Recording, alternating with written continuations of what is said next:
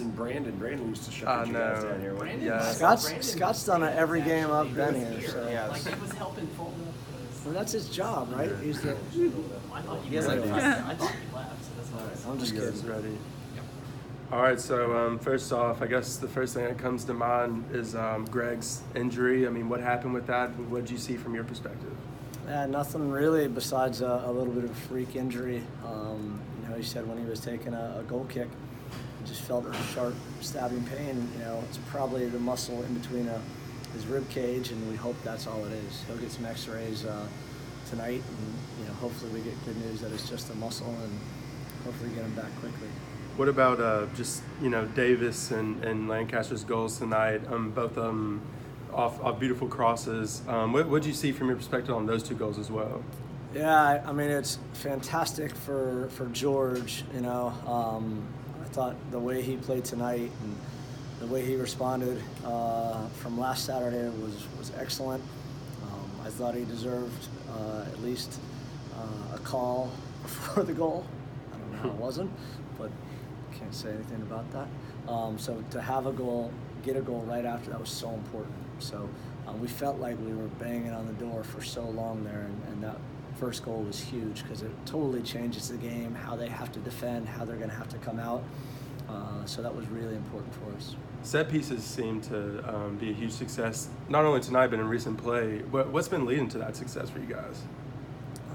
It's just stuff you work on the training pitch, and we have good delivery, we have good runs, we have guys that are making, playing the ball and executing. So I always think that's an important thing, and we emphasize it, and we've executed. And Jose Carranza, I mean, his play's been fantastic, brings a lot of energy. What do you have to say about his play, especially after tonight? Yeah, really happy with him. I wanted to play him on Wednesday when we were rotating the roster a little bit, but I went obviously with a little more experience because I just felt like we needed it there. And tonight I wanted to make sure I could put Jose in a position where he could succeed. So having Niall in front of him and Paulo behind him, I thought worked really well.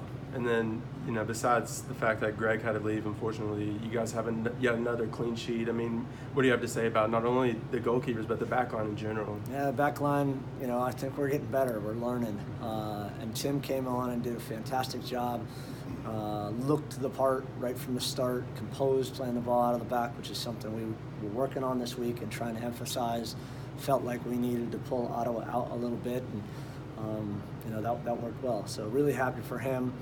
I always talk about opportunity, and when you get your opportunity, you have to take the most of it. So as he was walking on the field, I was like, this is it.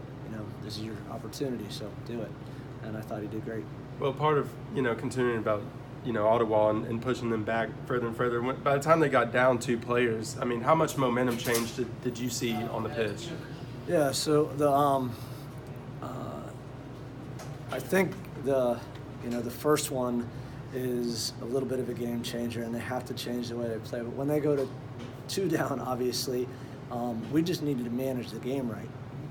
And initially, we weren't really managing it. We were forcing ball. We were, they're pro players. They want to show their stuff in front of all the fans. And I said, don't do anything except pass the ball back and forth until they step.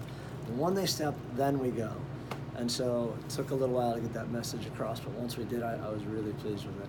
And Coach, this is your first home win, and it also just happens to be the 4th time that this club has clinched a playoff berth. What do you? Really? Yep, yes sir, tonight. So right. what do you have to say? I mean, just the fan support being out in the rain. What was the atmosphere like tonight for you? Yeah, as always, this place is electric, and it was a lot of fun.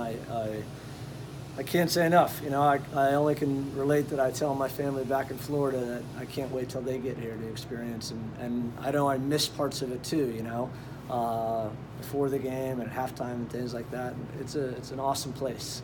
So really happy to get the first win here for all of us, because it's been a while since this group got a win here. And, I'm just a small part of that. So.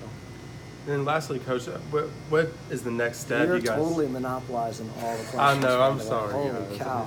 This is not a press conference. It is a one-man interview. Well, the last thing I have Scott questions. is Go ahead. Yeah, some is Scott mostly. But what's the next step for you guys going to Atlanta? You have another road match. What step do you take next?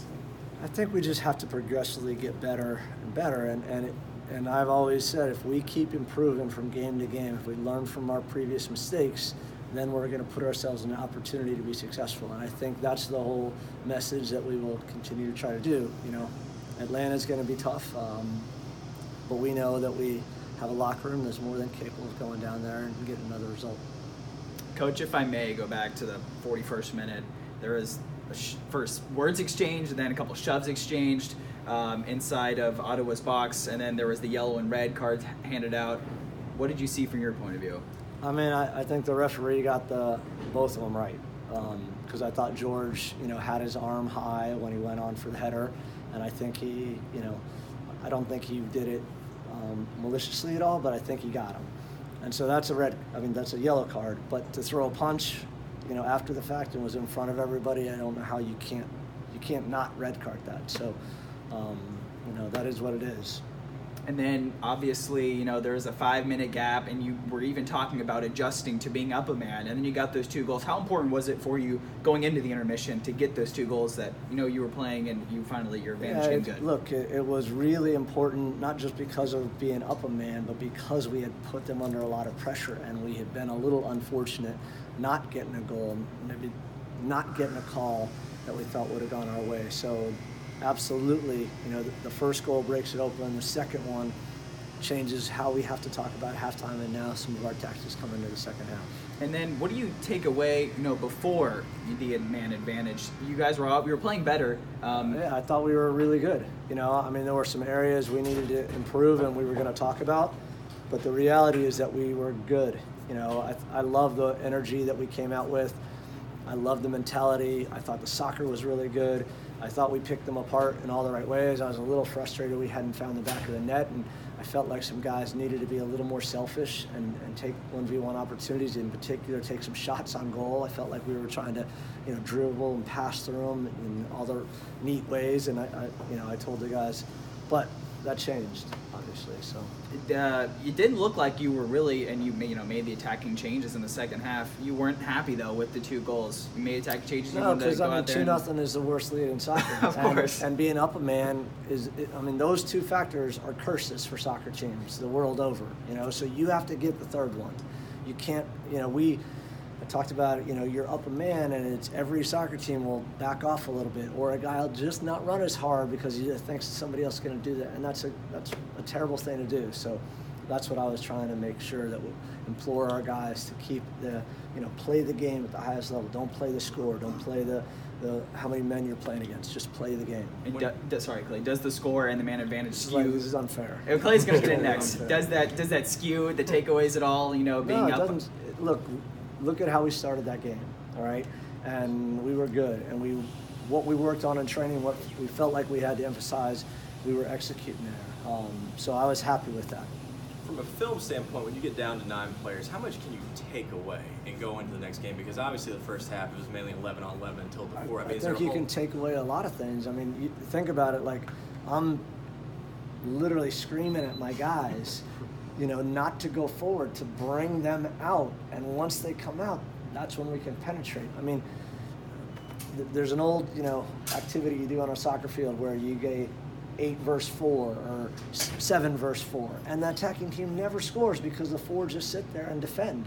And you have to do a good job pulling your opponent out and creating opportunities to attack. And I thought we did that well. With 4 regular season games left, what's kind of the main 2 or 3 focuses for you? You certainly things are looking good the last year, a couple games. We just have to keep improving it and making sure that we hold ourselves accountable to a high standard of performance and putting together 90-plus minutes on a regular basis. We want to be in a position to be successful. We want to play here at home as much as we possibly can in the playoffs. And we still got a lot of work to do. So let me ask you, with the weather conditions tonight, how do you prepare your team before they come out to deal with the turf and the turf monster and the grass and I think this is perfect, weather to play football in or soccer, and so and we have a bunch of guys that feel the same exact way.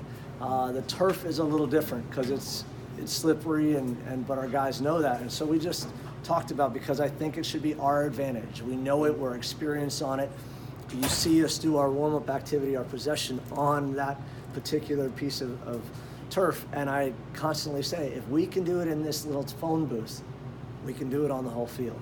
You know, you just have to be confident. You have to control the ball, make good decisions on it. So I think the guys did an excellent job of going out there and taking advantage of the weather, and obviously we're getting a lot of experience at it. I don't know, it's like we have a game, it rains. Like, I guess we're helping the weather people. So Thank you, Coach. Awesome, thank I you. appreciate it.